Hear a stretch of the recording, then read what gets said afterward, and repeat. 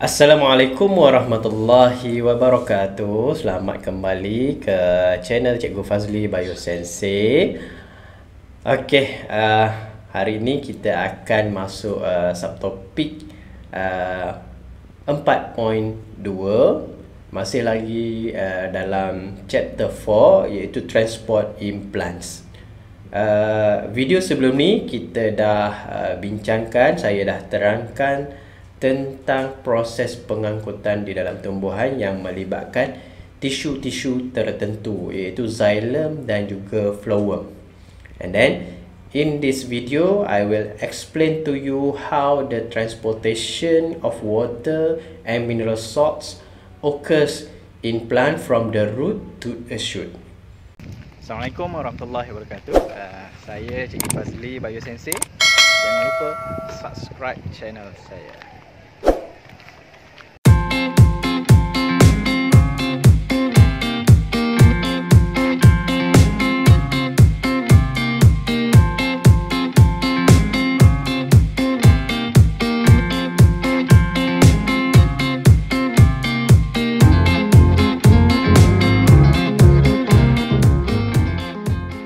Hi guys, welcome back to my biology form 5 class.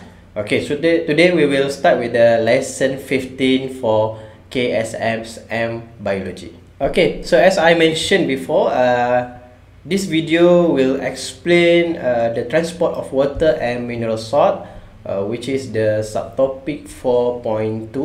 And then here the learning standard for this subtopic, we have 4 learning standard. Okay, number 1 is describe factors involved in the pathway of water and mineral salt from soil to the shoot.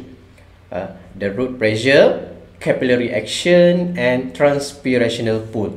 Kita punya topik hari ini ada 4 standard pembelajaran, di mana standard pelajaran yang pertama adalah untuk menerangkan, menghuraikan faktor-faktor yang terlibat dalam laluan pergerakan air dan juga garam mineral daripada tanah ke pucuk, iaitu yang pertamanya adalah tekanan akar, yang keduanya adalah tindakan kapilari, dan yang ketiga adalah tarikan transpirasi.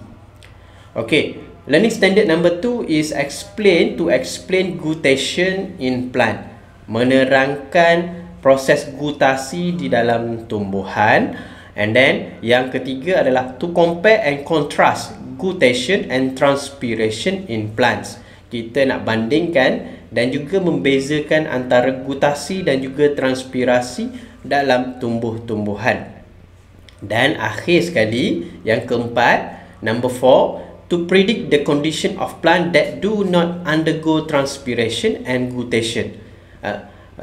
Kita nak meramalkan keadaan tumbuh-tumbuhan sekiranya tidak berlaku transpirasi dan juga gutasi kepadanya. Kita tengok necessity of water in plants, ataupun kepentingan air dalam tumbuhan. Kenapakah proses pengangkutan perlu berlaku di dalam tumbuhan? Why water is so important for plant?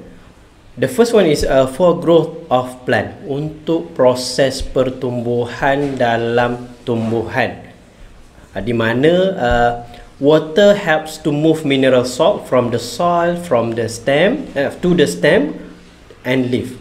Okay, the water helps to move mineral salt from the soil to the stem and leaf. Jadi air ini membantu untuk membawa garam mineral yang terlarut di dalamnya daripada tanah pergi kepada pucuk dan juga batang pokok. Water also giving turgidity to the plants, which is helps giving turgidity to the plant cell so that the plant remain fresh. And then number 3, water also important in photosynthesis, where water act as a main substance in photosynthesis, especially in light dependent reaction. How water is moved through the xylem to the plant stem, which reach up to hundreds of meter high. Macam mana air yang berada di dalam tanah bergerak di dalam xylem di dalam batang tumbuhan untuk dibawa ke bahagian daun, ke bahagian pucuk yang mungkin boleh mencapai sehingga beberapa ratus meter tinggi. Jadi macam mana air yang ada di dalam tanah tu boleh dibawa sampai ke atas. So this is how the water and mineral salt move from the soil to the shoot, even in 100 meters high. Okay, so the water and mineral salt movement from the soil to the leaf are helped by three process. The first one is transpirational pull, number 2 is capillary action, and number 3 is root pressure. Okay, air dan juga garam mineral dibawa daripada tanah pergi kepada daun dan juga batang melalui 3 proses utama, iaitu tarikan transpirasi, yang keduanya adalah tindakan kapilari, dan yang ketiga adalah tekanan akar. Jom kita tengok proses yang pertama. Apakah itu? What is transpirational pull? Apakah tarikan transpirasi? Transpirational pull is produced when water that is evaporated from the stoma pulls the water from the leaf. Jadi proses tarikan transpirasi ini dihasilkan apabila air yang berada di dalam sel daun tersejat melalui stoma dan akhirnya menarik air yang ada di dalamnya keluar daripada daun. Process number 2 is capillary action. What is capillary action? Apakah itu tindakan capillary? Okay, capillary action is produced from the addition force and cohesion force of water molecules which move water upwards in the stem against gravity. Tindakan kapilari adalah suatu tindakan yang dihasilkan oleh daya lekatan dan daya lekitan molekul air yang mana akan menggerakkan air ke atas pokok, daripada akar ke atas melalui batang melawan tarikan graviti. Okey, apakah itu root pressure? What is root pressure? Apakah itu tekanan akar? Okey, tekanan akar is move water. Root pressure is the pressure that move water from the soil into the xylem vessel of the root via osmosis. Tekanan akar adalah suatu tekanan yang menggerakkan air daripada tanah ke dalam salur xylem di dalam akar melalui proses osmosis. Jadi bagaimana tekanan akar ini terhasil? Tekanan akar ini terhasil apabila berlaku perbezaan tekanan osmosis di dalam tanah dan juga di dalam akar. Perbezaan water potential. Okey. So, kalau ikut ke gambar rajah ini, asalnya air itu berada di dalam tanah. Dan tekanan akar akan menyebabkan air tadi, molekul air tadi akan masuk ke dalam salur xylem. Dan bagaimana air yang berada di dalam salur xylem ini boleh naik sampai ke atas? Ianya pula akan dibantu oleh tindakan kapilari.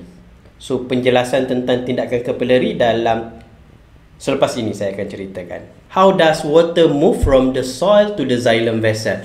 Macam mana, bagaimana air boleh bergerak daripada tanah ke dalam salur xylem?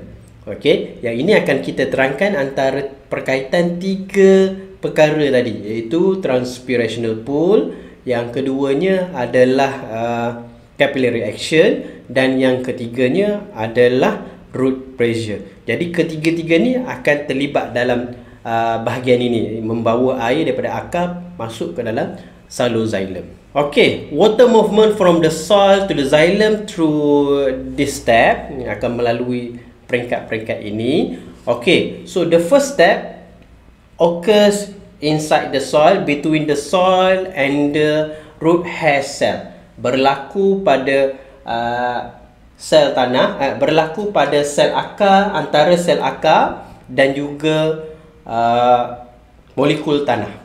Root hair cell contain low water potential compared to the soil particles, and then at the same time the minerals ion are actively pumped by the root hair cells into the vacuole.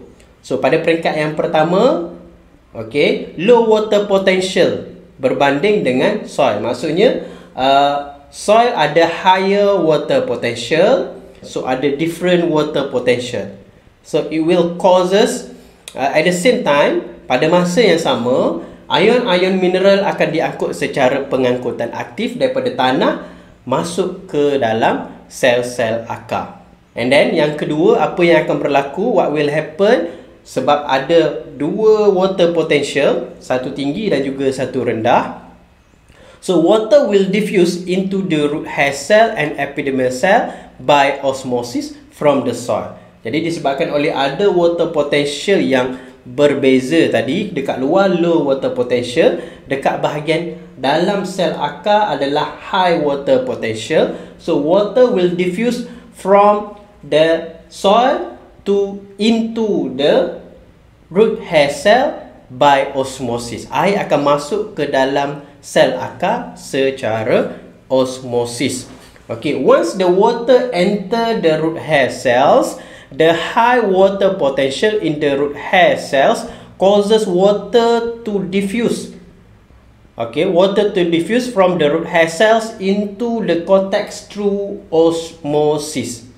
Okay, so disebabkan oleh high water potential di dalam root hair cell akan menyebabkan air yang berada dalam root hair cell tadi akan bergerak secara diffusion, secara osmosis ke dalam cell cortex, ke dalam tissue cortex. So when the water diffuse into the root hair cell, the root hair cells become higher water potential to the cortex.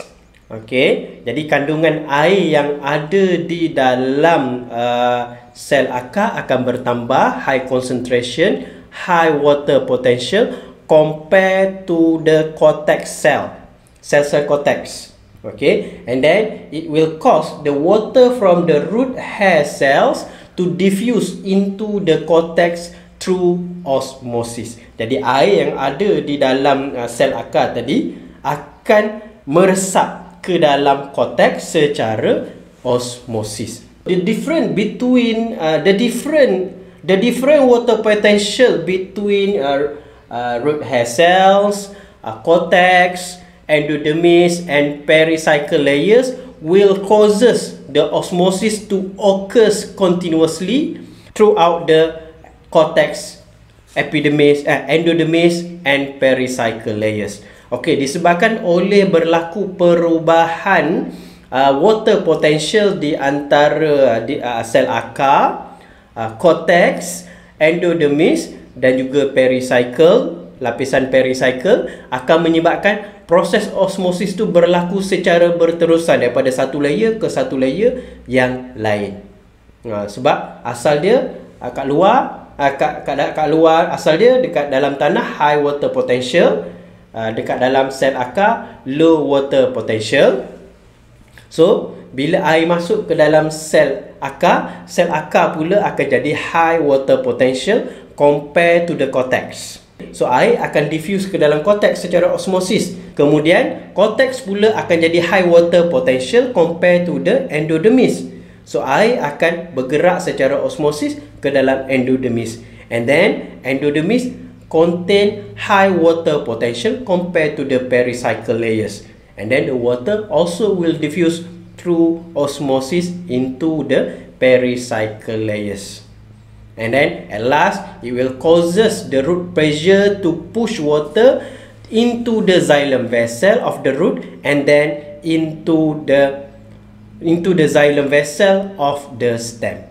Jadi kesan daripada perubahan water potential tadi akan menghasilkan root pressure ataupun tekanan akar yang akan menolak air masuk ke dalam salur xylem di dalam akar, seterusnya menolak air masuk ke dalam xylem yang berada di dalam batang pokok. Okey, so tadi air dah masuk ke dalam xylem vessel. The water has diffused into the xylem vessel through osmosis. How does the water move in the xylem vessel? Bagaimana pula air yang berada di dalam salur xylem tadi boleh bergerak di dalam salur xylem yang panjang daripada akar pergi kepada bahagian pucuk. So water movement in the xylem vessel happen in all plants. Okay, but in tall tree the root pressure is not enough to transport water to the leaf. Jadi kalau pokok tu tinggi beratus-ratus meter ataupun tekanan akar tidak berupaya untuk menolak air itu sampai ke daun. Okay, so perlu ada mekanisme yang lain. Jadi tadi kita dah cerita tentang 3 benda tadi. Okay, dia ada transpirational pool, ada root pressure dan juga ada capillary action. Okay, so the movement of water molecules inside the xylem vessel is also helped by the capillary action. Jadi yang pertama tadi, root pressure, dia hanya membantu menolak air masuk ke dalam salur xylem. Tapi bila air dah masuk ke dalam salur xylem, bagi tumbuhan yang tinggi, dia tak mampu nak tolak air tu naik ke atas sebab ada daya tarikan graviti. Xylem vessel is helped by the capillary action. Ianya dibantu oleh tindakan capillary. What is capillary action? Capillary action is produced by adhesion and cohesion force and also transpirational pull. Okay, the movement of water inside the xylem vessel is helped by the capillary action and transpirational pull. So in this part, what is the meaning of capillary action? Apakah yang dimaksudkan dengan tindakan capillary? Capillary action is capillary action is produced by adhesion and cohesion force. Okay, tindakan capillary ini dihasilkan oleh 2 jenis daya, iaitu daya lekatan dan daya lekitan. Okay, apakah itu daya lekatan dan juga daya lekitan? Cohesion is the attraction of molecules between same molecule. The attraction force that created between same molecule. In this case, between water molecules each other. Okay, di antara molekul air dengan molekul air. Itu namanya cohesion force. And then adhesion force is the forces that created between 2 different molecules, which is the molecule of water and the molecule of xylem vessel. So the adhesion and cohesion force will produce a pulling force that continuously move the water inside the xylem vessel. Jadi kewujudan 2 force ini, adhesion dan juga cohesion force, akan menghasilkan daya tarikan yang membolehkan air bergerak secara berterusan di dalam salur xylem. Cohesion force, dia menarik antara molekul air dengan molekul air. Maksudnya kalau satu molekul air bergerak, dia akan menarik molekul air yang lain. Jadi air itu akan bergerak secara bersama-sama. Tetapi bila dia masuk ke dalam xylem vessel, bila dia melekat pada dinding xylem, akan ada satu lagi daya yang dipanggil sebagai daya lekatan ataupun adhesion force. So adhesion force ni membolehkan air tu naik ke atas. Dia memanjat. Jadi bila air tu melekat pada dinding xylem, dia akan tarik molekul air yang berada di bawahnya. And then the last part is how the water is moved from the xylem vessel inside the stem to the leaf. Bagaimana air yang dah masuk ke dalam xylem vessel tadi dengan bantuan root pressure dan juga capillary action dibawa naik ke atas sampailah ke bahagian daun. So what happened? There are transpiration process. Berlaku proses transpiration dekat daun. Transpiration process occurs which water diffuses out as water vapor from the spaces between the cell to the surrounding through the open stomata. Jadi dekat daun berlaku proses transpirasi. Proses transpirasi tadi akan menyebabkan air yang berada di dalam daun dalam bentuk uap akan diffuse out, akan meresap keluar, dan seterusnya dia akan melalui stoma yang terbuka dan terbebas ke persekitaran. And then inside the spongy mesophyll cell. Okay, inside the spongy mesophyll cell, spongy mesophyll cell will lose water and they have low water potential towards the adjacent cell. So air akan keluar, air akan tersejat daripada spongy mesophyll cell semasa proses transpirasi. Jadi sel mesofil berspan ataupun spongy mesofil akan kekurangan air dan menyebabkan dia jadi low water potential berbanding dengan sel di sebelah dia. And then the water molecule will diffuse from the neighboring cell via spongy mesofil cell by osmosis. Jadi sel-sel yang di sebelah ataupun di sekeliling spongy mesofil tadi, air yang berada di sekeliling air yang berada di dalam sel di sekeliling ataupun di sebelah spongy mesophyll cell akan bergerak masuk ke dalam spongy mesophyll cell secara osmosis. Akan berlakunya transpirational pool. So the transpirational pool will pull water molecule in the xylem vessel of the leaf to the outside of the leaf. Jadi tarikan transpirasi yang berlaku di awal tadi akan menyebabkan air yang berada di dalam xylem ditarik pergi ke daun. So the third part of the process involved in transpirational pool. Dia melibatkan daya tarikan transpirasi. So bagaimana tarikan transpirasi boleh berlaku? Okey, so pada mulanya di ruangan ini, okey, ada high water vapor content. Okey, maksudnya ada high water potential di ruang di antara spongy mesophyll cell.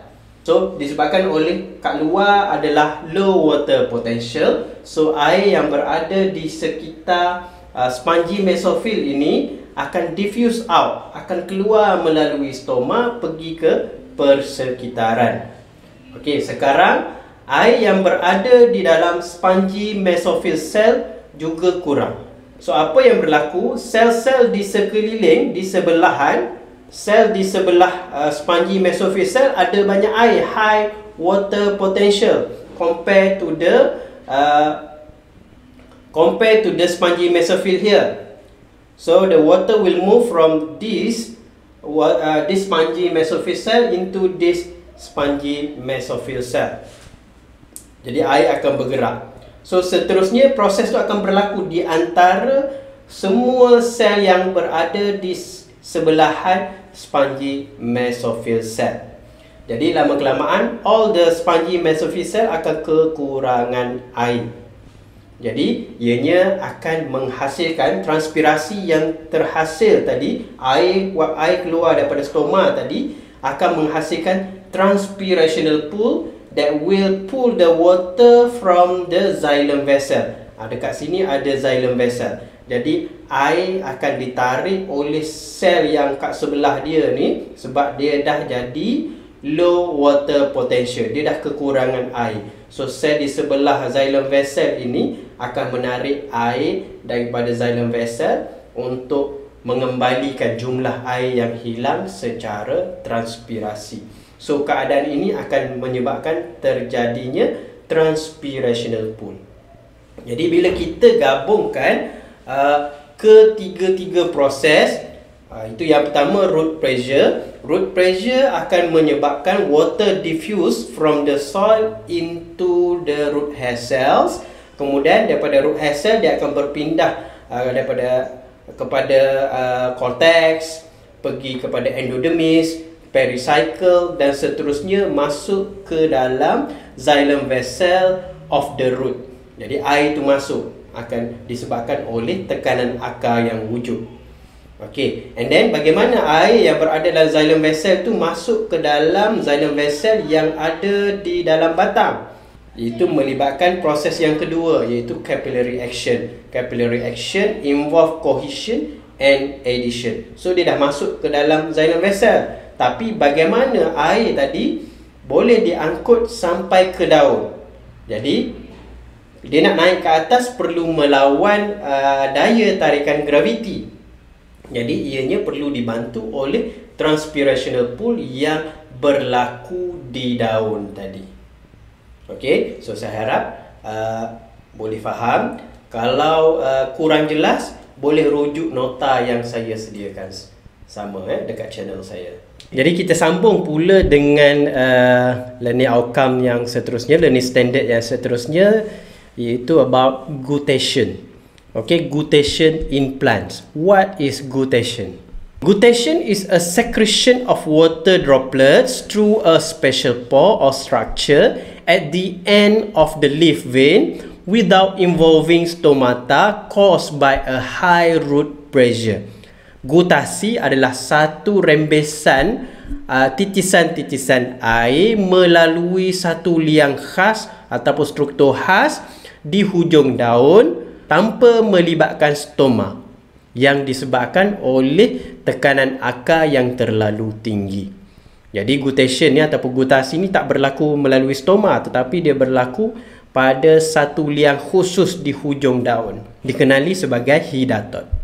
So the process of guttation occurs when the root pressure is high and the rate of transpiration is low. Okey, gutasi ni berlaku apabila tekanan akar tinggi dan kadar transpirasi adalah rendah. Okey, maksudnya dia berlaku pada waktu malam dan juga pada awal pagi. When the air humidity is high and the surrounding temperature is low. Okay, the root pressure will push the water to the leaf and stem of the plant. Jadi tekanan akar yang terhasil akan menolak air daripada akar pergi kepada batang dan juga daun sesuatu tumbuhan, dan biasanya berlaku pada herbaceous plant. Let's compare between guttation and transpiration. Jadi kita buat perbandingan di antara gutasi dan juga transpirasi. The similarities between guttation and transpiration, both processes occurred through the leaf. Kedua-dua proses ni berlaku pada daun, bukan pada organ lain. And then transpiration, and then this process, both processes cause permanent water loss from the plant. Jadi gutasi dan juga transpirasi juga adalah proses yang menyebabkan kehilangan air yang kekal kepada tumbuh-tumbuhan. Jadi dua persamaan dia. Satu berlaku dekat daun, satu lagi air yang hilang tu adalah secara kekal. Okay, the difference between guttation and transpiration. The first aspect is when the guttation and transpiration occurs. Guttation happens at night and early morning, but transpiration happens on hot and windy days. And then in guttation, the process of guttation only happens in herbaceous plant, but transpiration happens in all types of plant. In guttation, water is released in a form of water droplets, but in transpiration, water is released as water vapor. Air yang hilang tu dalam bentuk uap air. Okay, another difference between guttation and transpiration. In guttation, water is released through a special structure at the end of the leaf vein. But transpiration, the water is released through the stomata. Jadi gutasi, air hilang dalam struktur khas di hujung daun, di hujung urat daun, tetapi dalam transpirasi air itu hilang melalui stomata. Okay, differences number 5. Okay, yang kelima, guttation happens when the root pressure is high, but the transpiration are controlled by the stomata opening and closing. Gutasi ini dia berlaku disebabkan ataupun dipengaruhi oleh tekanan akar yang tinggi. Tetapi dalam transpirasi dia dipengaruhi ataupun dikawal oleh pembukaan dan juga penutupan stomata. And then the last difference between guttation and transpiration is in guttation, the water release rich in minerals, but water released in transpiration is only contain water, pure water only. Okay, the last part is the condition of plants that do not undergo transpiration and guttation. Keadaan pokok yang tidak melalui proses transpirasi dan juga gutasi. Okay, the effects towards plant that do not undergo guttation. Apa akan jadi kalau tumbuhan tertentu ini tidak melalui proses gutasi? Herbaceous plant, pokok herba.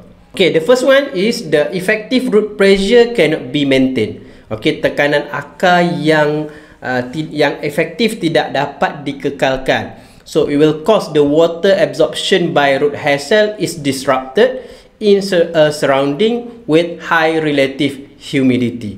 Jadi ianya akan menyebabkan penyerapan air oleh sel akar akan terganggu di persekitaran yang mempunyai kelembapan relatif yang tinggi. Number 2, the plant waste substances cannot be eliminated. Sebab di dalam air yang terhasil melalui gutasi mengandungi minerals di dalamnya.